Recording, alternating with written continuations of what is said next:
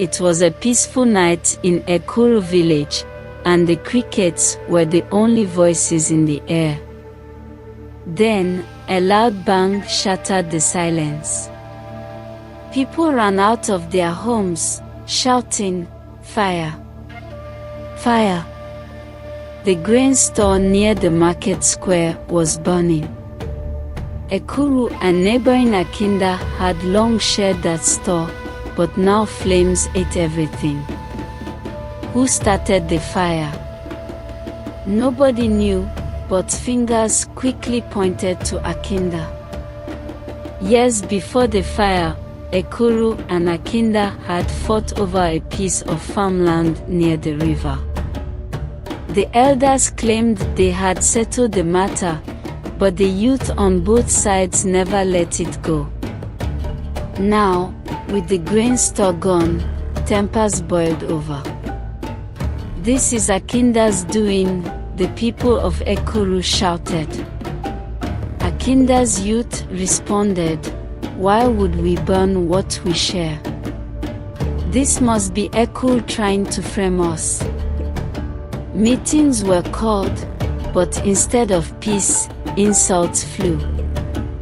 Within days, the two villages stopped speaking. Markets that once united them now became battlegrounds of stares and whispers. Children were told, "Don't play with anyone from Akinda." Travelers stopped passing between the two villages, fearing retaliation. It wasn't long before a small fight broke out in the forest when some Ekuru men accused Akinda hunters of trespassing. What started as words turned into fists, and soon weapons were drawn. As the men sharpened their machetes and the youths planned revenge, the women of both villages met in secret.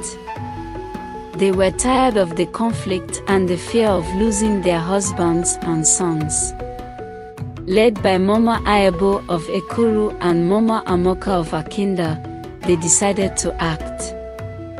Early one morning, the women marched to the barn store, each holding a piece of grain. They began to rebuild the store themselves, singing songs of peace. When the men saw the women working together, something changed. The sight of mothers from both villages sweating side by side shamed them. Slowly, they joined in. An elder from Akinda stepped forward and said, "We have let anger guide us too long." Another from Ekuru replied, "Let's end this now before we lose more."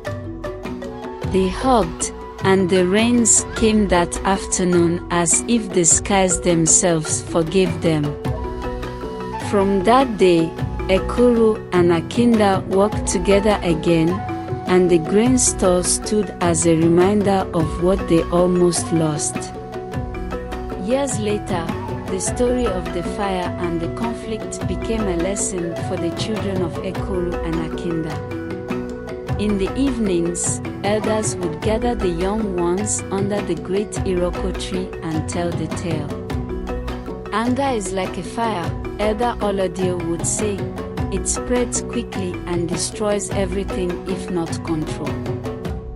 The children would listen wide-eyed as he recounted how their parents had almost gone to war, only for the women to bring peace. "When there's a problem, don't rush to blame others," Mama Ayabo would add. "Work together to find the truth and solve it."